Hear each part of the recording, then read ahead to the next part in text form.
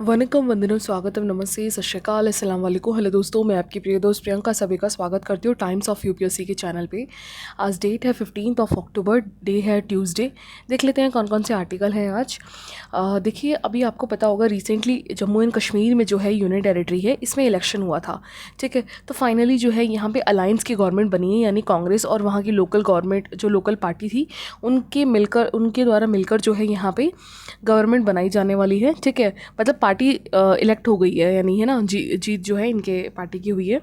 लेकिन बात ये है, आपको पता होगा कम से कम 5 से 6 साल यानी नियरली 2019 के बाद से, जब से आर्टिकल 370 को जब से अबॉलिश किया गया है और इसे यूनियन टेरिटरी में बांटा गया है जम्मू एंड कश्मीर को। क्योंकि पहले इनका क्या था, जम्मू एंड कश्मीर का खुद का कॉन्स्टिट्यूशन था, खुद का फ्लैग था, खुद के रूल्स एंड रेगुलेशंस थे। लेकिन 2019 के बाद से जब से 370 को अबॉलिश किया, जो स्पेशल स्टेटस था इस स्टेट का, और उसे यूनियन टेरिटरी में बांटा गया, उस तब से लेकर अब तक जो है ना 2024 तक में है, 2024 तक इसमें प्रेसिडेंट का रूल ही था। ठीक है, तो यहाँ पे अब फाइनली इलेक्शन हो गया है और लोगों ने पार्टी भी इलेक्ट कर ली है। तो अब माना जा रहा है कि यहाँ पे जो है मिस्टर उमर अब्दुल्ला जो है वो सीएम बनेंगे। लेकिन यहाँ पे सीएम जो है पहले जैसा नहीं होगा, क्योंकि देखिए अब ये यूनियन टेरिटरी में बट गया है जो जम्मू एंड कश्मीर है। ठीक है, क्योंकि यूनियन टेरिटरी में जब इलेक्ट होके आती है, क्योंकि यहाँ पे असेंबली भी है, तो इलेक्ट होके आती है, तो ये सेम वैसे ही काम करेगी जैसे कि दिल्ली और पुडुचेरी में भी है। कैसे, यहाँ के जो सीएम्स होते हैं वो लेफ्टिनेंट गवर्नर से पूछ के, या लेफ्टिनेंट गवर्नर जिसको बोलते हैं, लेफ्टिनेंट गवर्नर से परमिशन लेकर ही कोई मेजरली काम करते हैं यहाँ पे। ठीक है, तो सेम वैसा ही जो है जम्मू एंड कश्मीर का हाल होने वाला है। ऑल्दो उमर अब्दुल्ला ने इलेक्शन से पहले इस चीज़ का अगेंस्ट किया था, क्योंकि ये हमेशा से जो है 370 को हाईलाइट करते रहे हैं, और इन्होंने बोला भी कि हम क्वेश्चन रेज करेंगे, हम हमेशा इसको हटाने के फेवर में ही रहेंगे। ठीक है, और ये इन्होंने पहले भी बोला था इस स्टेटमेंट में, देखिएगा, कि मैं जो है नहीं चाहूँगा कि ऐसे कि मुझे लेफ्टिनेंट गवर्नर से पूछ के काम करना पड़े। ठीक है, और तो खैर ये इंपॉर्टेंट नहीं है हमारे लिए, लेकिन बस एक ग्लिम्स देख लेते हैं कि अभी तो जो है मतलब यहाँ का जो सिस्टम है सेम वैसे ही होने वाला है। जैसे अगर कोई, मान लीजिए, कोई बिल लॉ पास करना है असेंबली को, ठीक है, लोकल भले पार्टी उनके पास एमएलए की पूरी स्ट्रेंथ हो, लेकिन फिर भी जो है लेफ्टिनेंट गवर्नर से इन्हें पूछना होगा। फाइनल डिसीजन लेफ्टिनेंट गवर्नर का ही होगा। ठीक है, और लेफ्टिनेंट गवर्नर किसके जो है सीधे डायरेक्टली अकाउंटेबल होता है यहाँ पे, ये होते हैं अकाउंट कह लो, या फिर आप ये कह लो कि कौन इसको अपॉइंट करता है, तो वो प्रेसिडेंट करते हैं। और प्रेसिडेंट कैसे काम करते हैं, aid and advice of ministry of council of centre के। तो दैट मीन्स काइंड ऑफ जो लेफ्टिनेंट गवर्नर है ना, वो वही करेंगे जो सेंटर चाहेगा, सेंटर की पार्टी। यही है एक्चुअल में मुद्दा, है ना। और यहाँ पे कोई बिल अगर चेंज करने के लिए लाया जाए, जैसे फॉर एग्जांपल अभी लद्दाख 6th शेड्यूल की डिमांड कर रहा, अगर बिल लेके भी आती है वहाँ की असेंबली, तो पहले ये लेफ्टिनेंट गवर्नर के पास जाएगी लद्दाख के, फिर लेफ्टिनेंट गवर्नर जो है सेंटर से पूछेंगे, यानी प्रेसिडेंट से पूछेंगे, president aid and council of advice of council of ministers से पूछेंगे। तो ये काइंड ऑफ जो है फेवर जो है सेंटर के जो पार्टीज होंगी उनके फेवर में होगा तो होगा, नहीं तो नहीं होगा। तो ये थोड़ा सा जो है क्रिटिकल होता है। इसी वजह से क्या होता है, जैसे दिल्ली का केस देख लो, है ना, और दिल्ली के पास तो और थोड़ा सिविल प्रॉब्लम है, क्योंकि इसके पास ना लैंड है ना पुलिस है ना।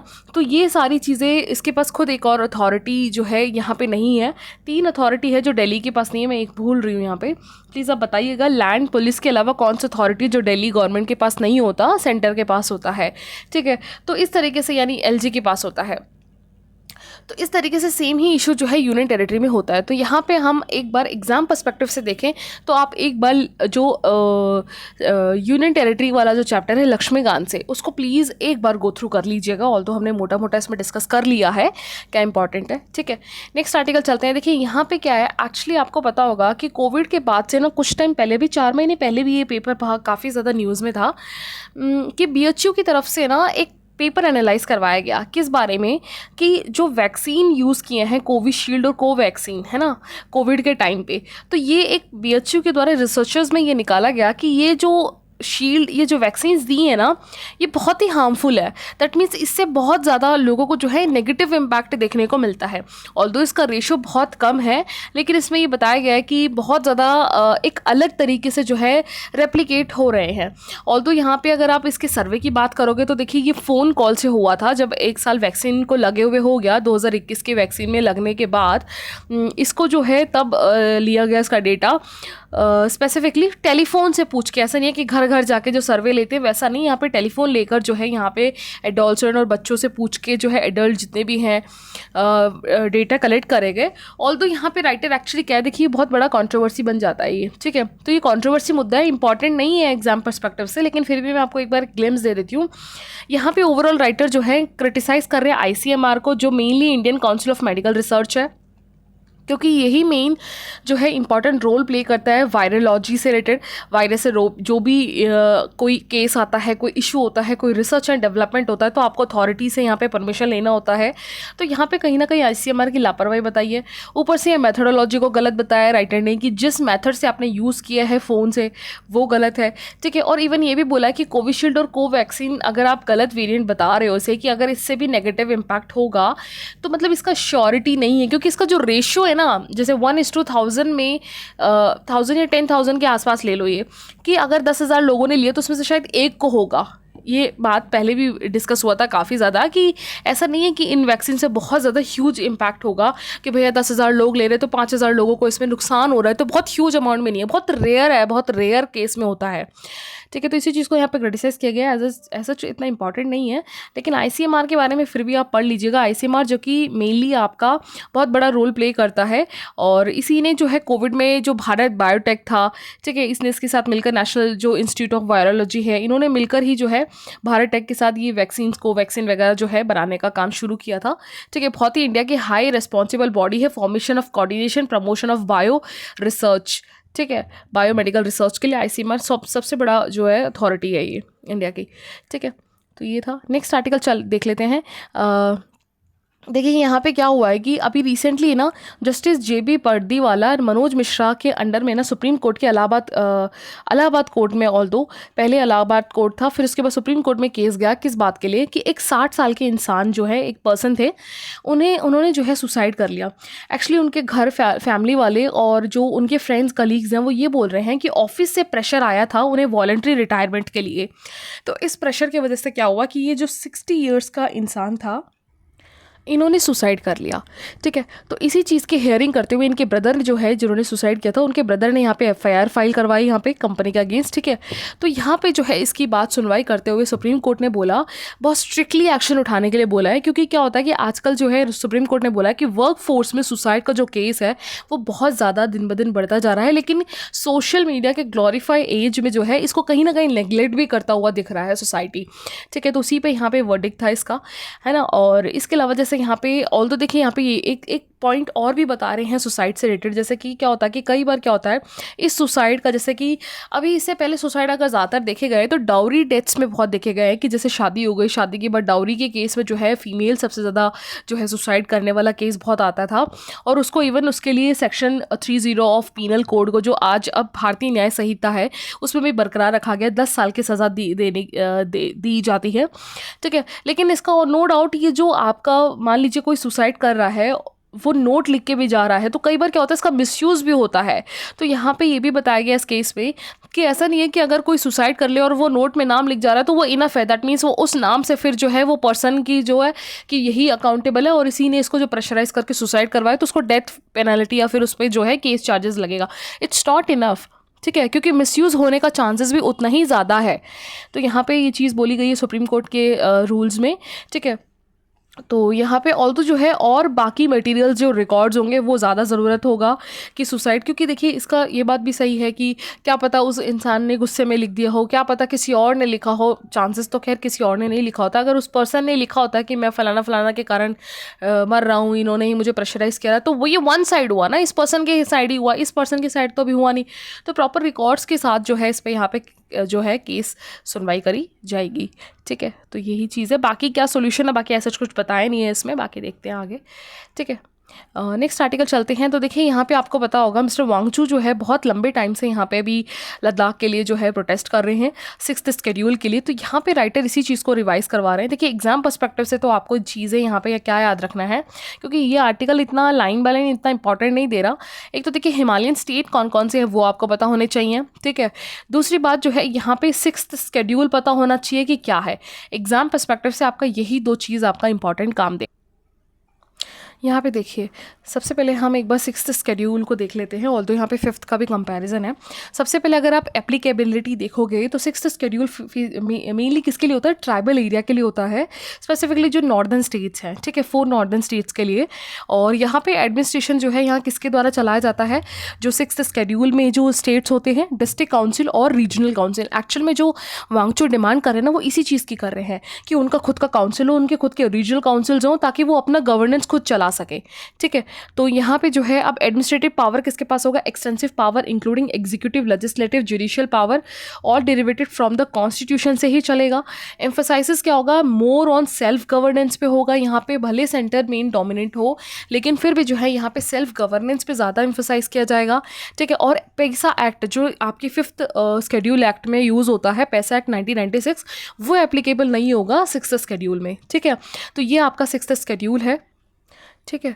इसके अलावा आप जैसे यहाँ देख सकते हो कौन कौन से डिस्ट्रिक्ट्स हैं स्टेट्स के अंडर में। देखिए ऐसा नहीं है, जैसे फॉर एग्जांपल आप मान लीजिए यहाँ पे असम, मेघालय, मिज़ोरम, त्रिपुरा, जहाँ पे सिक्स्थ स्केड्यूल है, लेकिन ऐसा नहीं है कि पूरा का पूरा स्टेट सिक्स्थ स्केड्यूल में आती है। उसमें भी जो है चुने हुए एरिया, जैसे असम में नॉर्थ चच्चर हिल्स डिस्ट्रिक्ट है, कार्बी आंगलोंग डिस्ट्रिक्ट है, बोडोलैंड टेरिस्ट्रियल एरिया डिस्ट्रिक्ट है, खासी, यहाँ पे मेघालय में खासी, जयंतिया, गारो हिल्स डिस्ट्रिक्ट्स हैं, मिज़ोरम में चकमा डिस्ट्रिक्ट, मारा डिस्ट्रिक्ट, लाई डिस्ट्रिक्ट, त्रिपुरा में त्रिपुरा ट्राइबल एरिया डिस्ट्रिक्ट्स।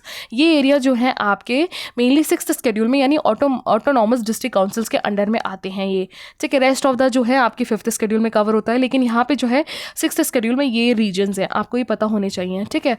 तो ये है, आगे चलते हैं। हाँ, इसके अलावा एक चीज़ और मैं बता देती हूँ, जो हिमालय रीजन है जिस पे आर्टिकल एक्चुअली जो प्रोटेस्ट कर रहे हैं, वहाँ पे हिमालय रीजन्स को लेकर है, ठीक है। तो यहाँ पे हिमालय रीजन एक बार कौन कौन से हैं आप देख लीजिए, आ सकता है प्रीलिम्स में। तो देखिए यहाँ पे सबसे पहले जम्मू कश्मीर है, उसके बाद हिमाचल प्रदेश है, उसके बाद उत्तराखंड है, इसके अलावा जो आपका सिक्किम आ जाता है, फिर अरुणाचल प्रदेश है, ठीक है। इसके अलावा आपका नागालैंड हो गया, मणिपुर हो गया, त्रिपुरा हो गया, मेघालय, और आपका जो है मेघालय हो गया, फिर त्रिपुरा, मेघालय, असम और वेस्ट बंगाल, ठीक है। तो इसके अलावा जो है ये रीजन्स है, और दो यहाँ पे चाइना, पाकिस्तान में भी शेयर होता है, लेकिन फिर भी जो है हमें अपने नेशंस के हिसाब से पता होना चाहिए कि कौन कौन से जो है हिमालय रीजन से, जो मेनली 12 स्टेट्स में इनकलकेट है ये, ठीक है।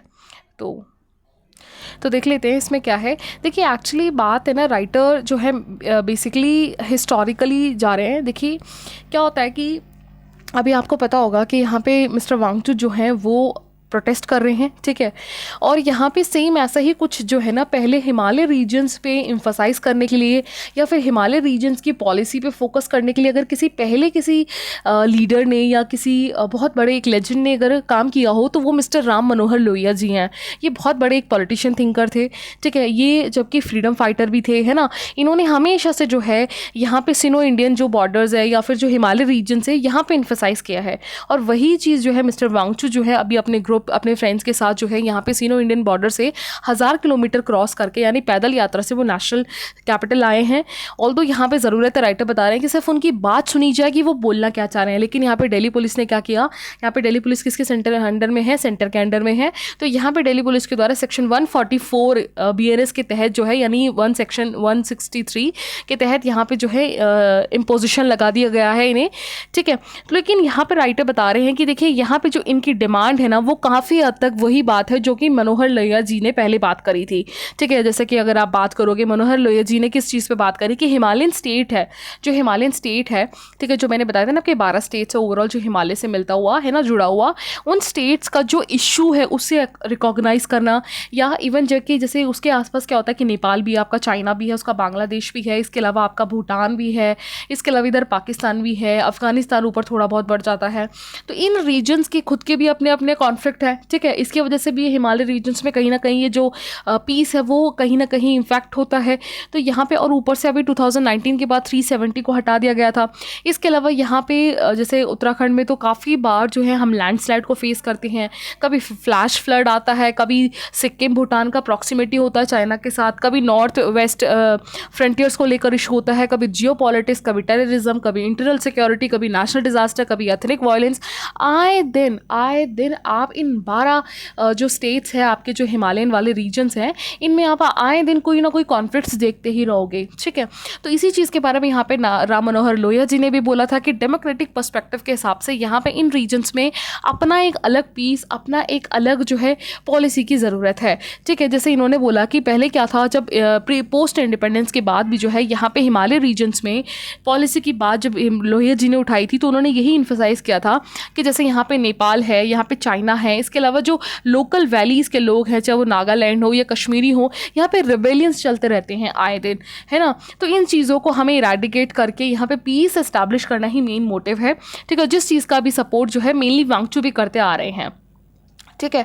और तो यहाँ पे अब दिक्कत पता क्या है, देखिए अब क्या है, जब से 370 स्पेशल स्टेटस हटा है, ये यूनियन टेरिटरी में शिफ्ट हो गया। अब यूनियन टेरिटरी में जैसे मैंने आपको बताया कि यहाँ पे लेफ्टिनेंट गवर्नर का रूल रहता है। लेफ्टिनेंट गवर्नर जो है प्रेसिडेंट से, प्रेसिडेंट किसमें, aid and advice of minister of council, यानी आपके जो सेंट्रल गवर्नमेंट है उन्हीं की पूरी जो है कहीं ना कहीं रॉब यानी उनका जो पावर है वो सेंटर के पास ही चला जाता है। और जब पार्टी ऑपोजिट होती है तो फिर पूछिए मत, कॉन्फ्लिक्ट कितना ज़्यादा बढ़ जाता है, ठीक है। और तो यहाँ पे वांगचू ने ये भी बात एड्रेस कि हाँ, अगर आप बात करोगे पॉपुलेशन लद्दाख की तो 3 लाख है, ज़्यादा नहीं है, लेकिन यहाँ पे छोटे छोटे टाउन्स काइंड ऑफ नहीं है, जैसे अयोध्या या हिसार में है। लेकिन इसका जो एरिया है ना वो 59,000 स्क्वायर किलोमीटर है, जो कि जम्मू कश्मीर से, मणिपुर, नागालैंड, इवन मिजोरम से भी जो है, तीनों स्टेटों से बढ़ के है इसका एरिया है। लेकिन यहाँ पे दुख की बात है कि यहाँ पे एमपी कम से कम दो एमपी भी नहीं है, जो अरुणाचल प्रदेश के राज्यसभा की तरफ से यहाँ पे रिप्रेजेंटेटिव्स गए हैं, ठीक है। तो यहाँ पे ये कंसर्न वाली बात है कि इतना बड़ा ह्यूज जो है स्पेस होने के बावजूद भी यहाँ 2 एमपी नहीं। देखिए एक्चुअली क्या होता है कि आप पूछोगे कि राज्यसभा के जो मेंबर्स होते हैं वो रिप्रेजेंटेटिव जो जाते हैं ना, वो पॉपुलेशन पे डिपेंड करता है, ठीक है। ओवरऑल आपकी पॉपुलेशन कितनी है, एरिया के हिसाब से आपकी पॉपुलेशन कितना है।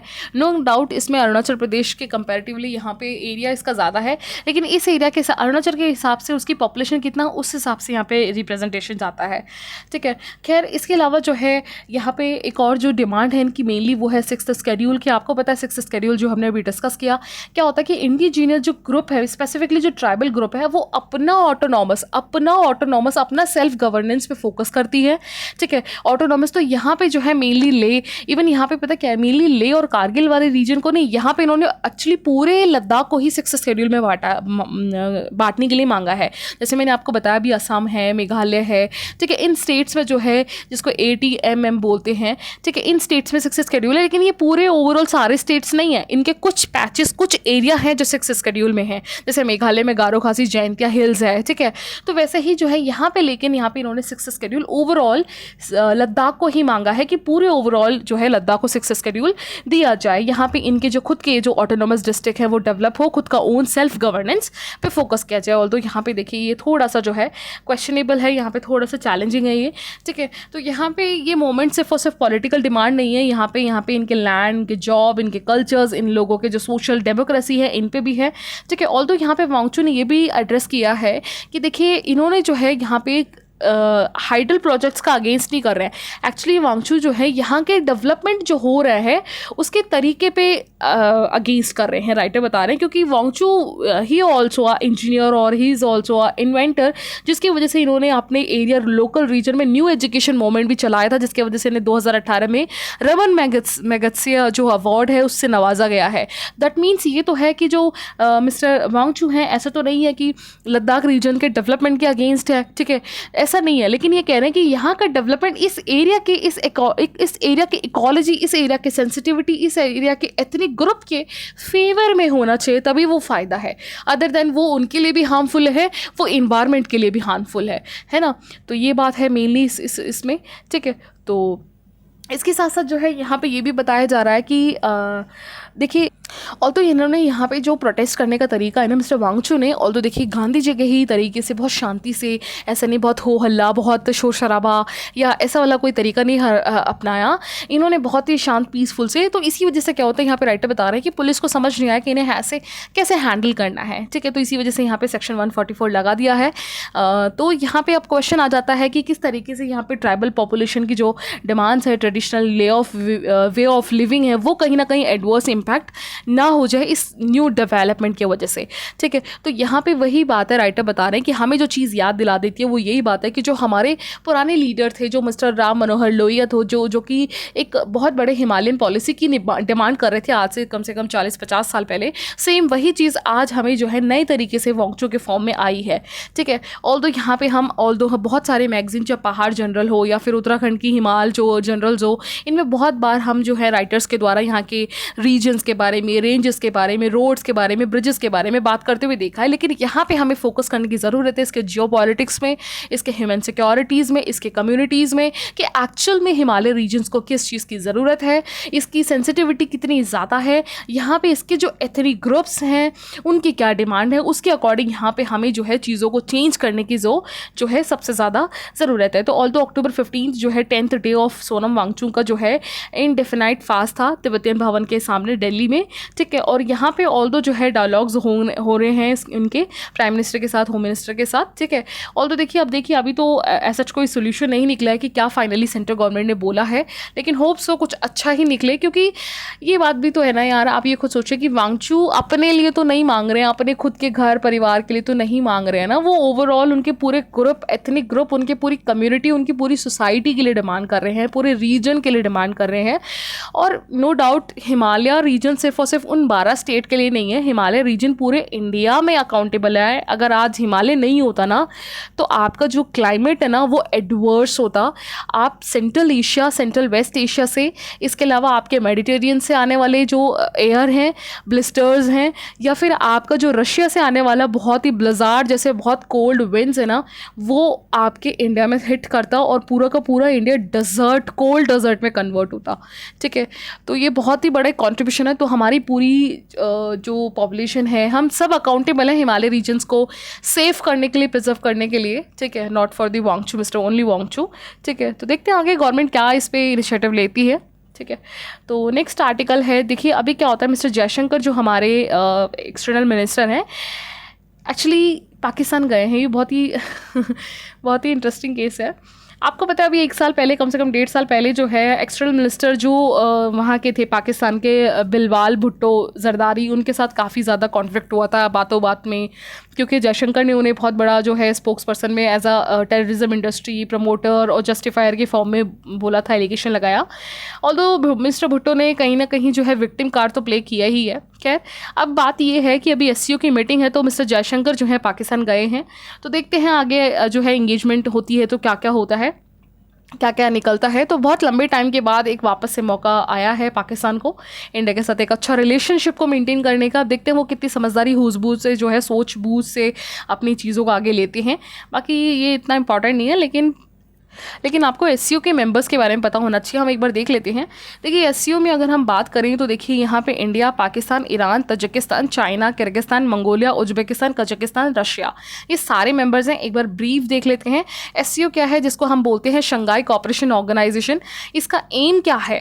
इसका एम है मेनली रिजॉल्व, ये फाउंड हुआ था 2001 में, रिजॉल्व करना बॉर्डर इशू को, फाइट टेररिज्म को, ब्लूस्टर रीजनल सिक्योरिटीज़ को, counter American influence in the central Asia को, ठीक है। इसके अलावा जो है एससीओ के मेंबर्स कौन कौन से हैं, specifically China, Kazakhstan, Kyrgyzstan, Russia, Tajikistan, Uzbekistan, India और पाकिस्तान, ठीक है। वाई एससीओ इज इंपॉर्टेंट अगर हम देख लेते हैं तो एक बार देखिए, it's seen as a eastern counter balance to NATO. जैसे आपको पता होगा नाटो जो है वेस्टर्न कंट्रीज़ का एक अलायंस है ना, तो वैसा ही जो है एससीओ एक ईस्टर्न कंट्री का अलायंस माना जाता है, ठीक है। और इसके अलावा जो है ये enhance security corporation among members, जितने भी मेंबर्स कंट्रीज़ हैं उनके बीच में कॉपरेशन को बढ़ाना, helps deal with the terrorism, particularly IS terrorist.